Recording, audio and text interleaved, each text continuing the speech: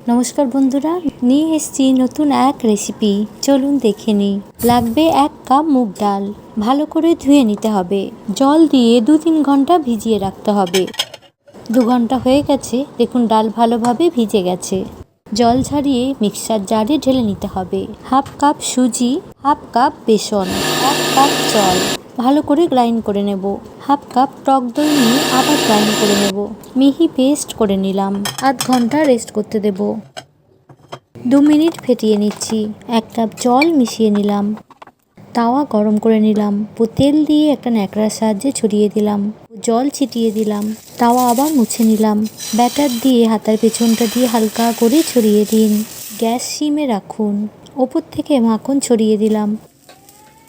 ধোসা হয়ে গেলে তুলে নিন। দেখুন কত সুন্দর রং এসেছে, মুচমুচে। বন্ধুরা, রেসিপিটা কেমন লাগলো জানিও।